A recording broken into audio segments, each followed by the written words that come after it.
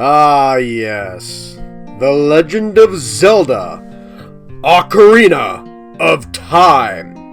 One of, if not the most popular game on the planet. Often considered to be not only the best Zelda game of all time, but the best game entirely of all time. I, however, will disagree with this mentality. I have a huge difference in opinion on that subject matter. Maybe I'll do a video on it one day. However, I need to discuss where I stand on this game, Ocarina of Time. Look, Ocarina of Time is my first Legend of Zelda game. I used to think Zelda was the main character and that it was a girl's game. You know, had to avoid cooties as a kid. However, one of my cousins showed me this game, and after realizing the main character is a boy named Link, I fell in love with the graphics and the atmosphere. I mean, some of the N64 graphics look dated now, but the N64 game still holds up. However, you are actually seeing 3DS footage. Yeah, this game was remade with some updated graphics and some gameplay issues fixed, so that's the version I'll be playing. Is it the better version? Well, yeah. Despite everything, despite how many times I've played the original version, even I have to admit that this is probably the best version of the game. However, it would also probably be shocking to hear that this isn't my favorite game in the series. No, it is in my top 3 of 3D Zelda games at number 3. So hopefully I'll give a fair and honest review about the subject. I know it's kind of weird because, you know, everyone's like, oh, your first Zelda game is going to be your favorite Zelda game, and that's actually not the case this time around. And what a subject, too. Seriously, not only is it a super popular game, but the development of this game is very interesting. From a possible Super Mario 64 clone to what we saw in promotional material leading up to the release, this game went through some huge redesigns. But I suppose that's enough build-up for one day. People will either love or hate what I'm about to say here. So, here we are. This is the first time Ganon's human form, the infamous Ganondorf, showed his face. So, that's what we're about this time around. Let's take on Ganondorf! So, the story starts up and Link is asleep. A running theme by this point. Regardless, a fairy visits Link, waking him up, and off to see the Great Deku Tree, the guardian of the forest. Okay, we need a sword and a shield first, but we don't need every detail. Link kills off a curse inside the Great Deku Tree, but the old tree dies anyway, telling Link to go see Zelda, the Princess of Hyrule. Link makes his way to the castle and meets the young princess, and is sent on a quest for these 3 gems. Well, 2 of them anyway. The Great Deku Tree gave Link the first one before dying. Before parting, though, Link is shown the big bad Ganondorf himself. You know, so we know he's evil because the king can't just look at the guy and tell that this dude is evil. Seriously, look at the guy. Regardless, Link finds Gorons who have had their entire food source sealed by Ganondorf. And since Link saved the day and the king ignored the Gorons' plight for help, Link gets the Stone of Fire. And after finding Zora's, Link helps save the Zora princess from inside a fish named Jabu Jabu, and gets her stone too. Link returns to Castletown to find that Ganondorf attacked the king and was chasing after Zelda, but Zelda left Link one final key, the Ocarina of Time. Roll credits, please! Oh wait, we're not done yet. Link manages to learn how to open the sealed door in the Temple of Time, and use the Master Sword to enter the Sacred Realm. But Link technically and apparently is not old enough to be the hero of time yet, so he is sealed away. And that leaves Ganondorf to gain the Triforce and take over the world. Why? Because Link didn't close the damn door behind him. Jeez, was the kid raised in a tree or something? Oh wait, yeah, he was. Regardless, Ganondorf ended up taking over all of Hyrule because Their security system with the most powerful item in the world was a one-shot broken by a 10-year-old. Great. Anyway, Link is transported into the future where Ganondorf's evil is law. Now Link sinks to return to the past to... Wait, wrong series. Link finds himself with a shady character named Sheik, who tells him crap went down after 7 years Link went missing. This is where the main story takes a back seat to show how messed up the world is. Link's old home is riddled with monsters. The Gorons are stuck in the fire temple, about to be eaten. Even the Zoras are all frozen under a solid brick of ice. During this, Link is trying to free specific characters that awaken as new protectors of these areas, so Link can not only save each area, but use their combined powers to make a very simple rainbow bridge. Link also has to travel back and forth between time to unlock a few more stories in previously unexplored desert and the bottom of a well. After all this and freeing the people of Hyrule, Sheik is revealed to be Zelda. And this proves that Zelda is far better than Princess Peach, because Zelda is a freaking ninja. End of discussion forever. However, Ganondorf does find this out and kidnaps Princess Zelda at the last possible minute. Oops. Turns out when the Triforce is used in an evil way, it splits up like the Dragon Balls, and part of the Triforce is in Zelda. What Ganondorf didn't seem to expect was part of it was also in Link this entire time. While Ganondorf intended to use Link to find Zelda, he didn't expect Link to basically free Hyrule as a one-man army, so, oops. Regardless, this time he has Zelda and wants Link to come to save her, so the sages make their little rainbow bridge, and Link enters the final dungeon. After the treacherous last journey, Link and Ganondorf battle to complete the Triforce. Ganondorf is defeated, and tries to topple his entire castle onto Zelda and Link. But thanks to Zelda being far more useful than Princess Peach with magic, and Link able to slay whatever crops up, the two escape in time. And they somehow manage to survive the powerful explosions of an imploding castle while about roughly 2 feet away. Huh. I know Zelda's powerful and both people have the Triforce pieces, but...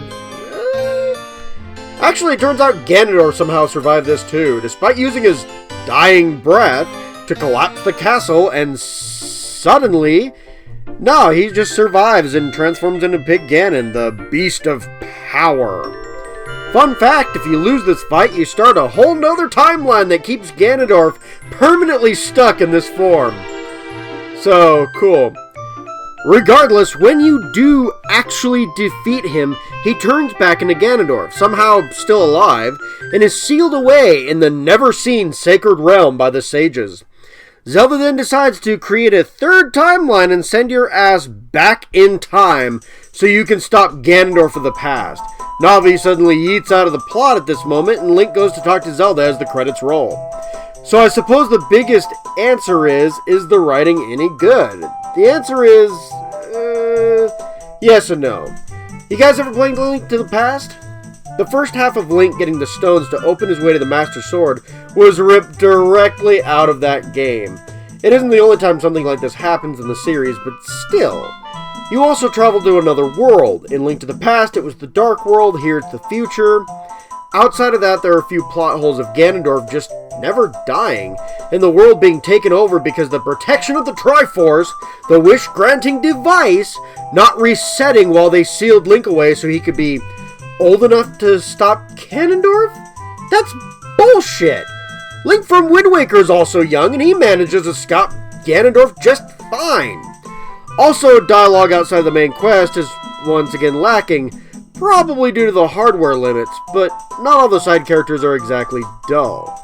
The sages are often people you encounter throughout your journey while young Link, and they have plenty of characterization to make you care when those characters end up being in trouble in their own respective temples. Examples are Impa, Darunia, the Princess Ratu, all the sages eventually, and all good characters. The characters from the Lone One Ranch are also characterized and sympathetic as well.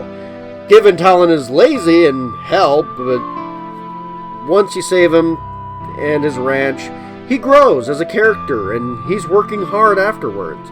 It is important side quests after all. But most of the other side characters, or other characters at all, don't have much in the way other than one-dimension personalities. It isn't exactly bad writing, but it's just dated. That's the main issue, I think. Mostly by Majora's Mask, another Zelda game, on the N64. Now those side characters have great writing. Meanwhile, the main story takes far too many elements from Link to the Past and has a tell don't show mentality, and, you know, the few plot holes. Serviceable, but could easily have been better. Okay. Yes, they borrowed a lot of the writing from Link to the Past, but surely the music must be completely original, right? Actually, no. A lot of these songs are also from that game. They really wanted players to feel comfortable during a new 3D experience. Jeez Louise. However, thankfully, the sound quality with the N64 was upscaled. These songs sound fantastic, regardless of the lack of originality. However, my favorite songs are actually new. Gerudo Valley, Song of Storms, and Saria's song, all to my recollection, are original to this game, and they are fantastic. Also, for an N64 title, Ocarina of Time looked great, and refined on the 3DS, this game looks fantastic. Although, some things don't look quite as natural as they probably should, and still look really blocky, even with the upscaled graphics. Regardless, this doesn't happen enough to break my immersion. This game setting looked amazing back in the day, and it killed any negative ideas I had about the game as a kid, so there you go. This game keeps the sense of adventure alive, and while not the biggest adventure anymore, for a game back in there, this was amazing. But it's time to talk about the most important thing of most video games, the gameplay. The gameplay is the revolutionary part of this game. It is considered to be one of the first that uses a targeting system for 3D adventure games. Whenever there is an enemy nearby, you can use Navi to target your foes, making combat easier. Though you don't actually have to use this at all to beat the game. Trust me, I've done it. When I was a kid, I didn't understand the purpose of this, and I didn't read too much text in the game. Oops. So, yeah, I basically ended up beating the entire game grueling, very grueling, with no Z targeting whatsoever. But it was possible back then, it's still possible today. Regardless, the Z targeting makes it very simple to strike enemies in a 3D setting, and this was considered very groundbreaking back in the day. As stated, you can attack without it. It's just there to help you. You have basic sword swings when you gain a sword, but targeting allows for some stronger and fancier moves. Hence why I kill bosses super quickly. I know the jump strike does the most damage. You have other tools too, though. A shield that can block oncoming attacks if you're caught off guard, or for reflecting certain beams when you gain the mirror shield. A long-range weapon for offense and puzzle solving, and a retractable weapon that stuns enemies and is more used for said puzzles. There are a bunch of tools that are used for puzzle solving or exploration. Eventually, as young Link, you gain, for the most part, very basic equipment. But adult Link gains some more interesting toys like different clothes allowing you to survive heat, or more usefully, breathe underwater. Adult Link also gains boots that allow you to sink in water or hover boots for crossing long distances. In the classic N64 game, to switch these boots on and off, you had to use the options menu. But in the 3DS remake, this game makes them an item, allowing for super quick and easy removal or usage. This is especially useful in one dungeon, which I'll bring up later. Other items range from bottles, which can hold healing supplies like fairies, which revive you after death, or a lens allowing you to see through illusionary magic. All of these items have their uses, but some are basically situational and only useful in one dungeon, for a select few side quests maybe. Still, there's a lot of variation here, making Link set up for an adventure, and all of these are fun to play with. Many of these items appear in almost every 3D Zelda game. I guess if it isn't broke, am I right? Yeah. Speaking of if it ain't broke, the side areas and the dungeons are really great. Honestly, I love the Forest Temple and inside Jabba Jabba's belly. Even some of the smaller dungeons are great in design, like the bottom of the well or the ice cavern. The puzzles aren't too taxing though, and you could almost call the game too easy up until the Water Temple. Yeah, the Water Temple. I don't actually mind the Water Temple as much as some people. Playing based on memory, I actually blew through the entire temple a while back, outside of one of the keys that I missed and had to backtrack for, which is admittedly annoying. Backtracking this dungeon is not exactly fun.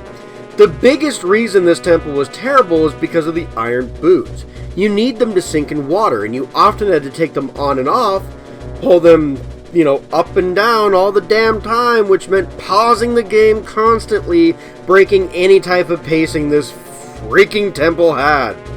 With the iron boots as an item, you map it to a button rather than something like the tunics in the equipment category. This makes taking them off and putting them on really quick, allowing for less breaks of immersion. The Water Temple does look very similar room to room though, making it easy to get lost for newcomers, which is still an issue, I suppose. The Hyrule field is also an issue. Huge, open hub level with nothing to do in it. Not exactly a good mix. When you are an adult Link, you can ride a horse, after dealing with a side quest. There's also a side quest where you hunt big Poes in this area and you can get a bottle for that. But this is still few and far between in the massive hub. Everything else works fine outside of super simple torch puzzles, block puzzles which occur a bit much and can break the immersion. There are too many block puzzles which are just slow as hell. The levels aren't bad with some interesting puzzles and amazing set pieces, but the slower ordinary puzzles pop out a lot. It's a little too much. Just gonna say that right now. However, when talking about level design, this is also where I kind of have to dip into the secrets and side quest category and bring up Master Quest. See, there was supposed to be an add-on feature for the N64 that added discs to the console, and this could upgrade certain games. While the attachment failed financially, they did make one of these upgrades to a game. This is Master Quest, a version of Ocarina of Time with far more challenging dungeons. And while it wasn't able to come out on the disc drive of the N64 here in the States due to the financial disaster it was, eventually Nintendo did actually release it. It was a pre-order bonus for Wind Waker on the GameCube, the next Zelda game I'll be talking about. I still have a copy of this actually, and for a while, this was the only way to play the more challenging dungeons. Until it was remade for the 3DS. Yes, beat the game and you unlock Master Quest mode. This is the mode I ended up playing for this run, to be honest. Most of the dungeons are far more original and interesting puzzle-wise. Even the block puzzles make you stop and consider your surroundings. Also, unlike the GameCube release, they flipped the entire world map, which can be slightly disorienting for longtime fans. Also, enemies hit harder in the 3DS version. It's basically a really nice hard mode. The only real issue I have with Master Quest is that the Water Temple is now more complex, and the Spirit Temple, one of the better designs in the original game, is far more annoying and aggravating here. Still, this makes the 3DS version way better than the original game by a long shot, and slightly better than the GameCube re-release.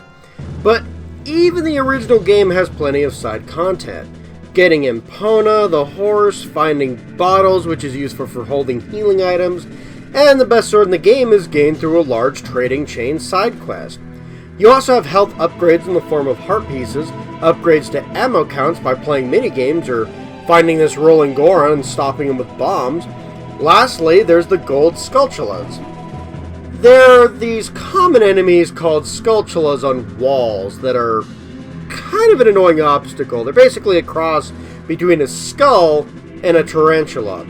However, there's also this gold variation of this enemy that when they die, you get a token from. Sometimes you need a specific tool like a boomerang or a hookshot to get said token, but collecting them is important. Kind of. In Kakariko Village, there is a rundown looking house that has literal spider people in it. No, you don't burn the house down. You're trying to save these people by turning them human. Collect enough tokens and they form back to human beings. You can get 2 wallet upgrades, a stone that helps you find holes in the ground leading to small treasure stashes, bomb chews for some baffling reason, and if you get 50 of them, you get a piece of heart. You get a reward for each 10 tokens you collect, up to 50. But afterwards, you don't get any new reward until you collect all 100 spider tokens. Yeah, there is a lot, and they aren't exactly the easiest things to find. What's your reward for getting all the tokens? Money. The last person you turn back will give you 200 rupees every time you talk to him. Issue is, money is basically useless by the time you can get all these spiders, so I don't recommend it. Get 50 spiders and don't worry too much about the rest. You can also sell masks for a large catch of money too, and you can also get the Mask of Truth, which lets you talk to these gossip stones everywhere. But if you know where to sell the masks, this also kind of seems useless as well. Okay, not all the side quests are super rewarding, but most of them have something going for them. Planting beans lets you get health upgrades as an adult. Minigames often brings ammo upgrades or health as well. Hell, fishing in this place can get you a health upgrade, as well as an item that lets you dive further, which also helps you just get a piece of heart. Oh man. These minigames are actually really fun. Fishing in Zelda would reappear multiple times due to how fun it is. And games like shooting galleries and bomb tube bowling are challenging, but still, overall, pretty fun. Speaking of overall, I think it's about time I wrapped up my opinions on Ocarina of Time. I love Ocarina of Time, but some of the concepts have aged a bit. The story has some plot holes and the level design has some flaws, and some concepts from Link to the Past get shamelessly reused in this game, or, you know, establish basics that other games would follow, blah blah blah. Okay. Still, overall, I think Ocarina of Time is a good game. Not just for newcomers, but for veterans as well. Many people still love this game, and there are reasons for it. Most of the levels and dungeons are fun and can be challenging. The open world is fun to explore, excluding Hyrule Field itself. The gameplay is simple and fun to experience. Honestly, there are plenty of things to find, collect, and minigames for, you know, playing the game. While character dialogue and the story has issues, there's still plenty of world building in this game. There is plenty of charm in the music despite some reused tracks, and the graphics still look really decent for an N64 title, and even better on the 3DS. Overall, I'd give the game an 8 out of 10 for an adventure game. Not the best game in the world, but still respectable. If you haven't played this game, but like 3D adventure games, give it a try. It is a bit dated, but does hold up well for an early N64 title. But that's all the time I have for this review. If you liked it, leave a comment, like, subscribe, keep updated with the bell icon pressed, and the next Zelda game I cover will indeed be Wind Waker. But I may try reviewing another 3D game first. Maybe a 3DS game, I do recall a marathon where I did a large chunk of 3D Mario games, and I think it was on my first season of YouTube. Hey, might want to go check that out. I think it's about time I tackle Attack, the 3DS exclusive 3D Mario game. Until then, take care, my minions.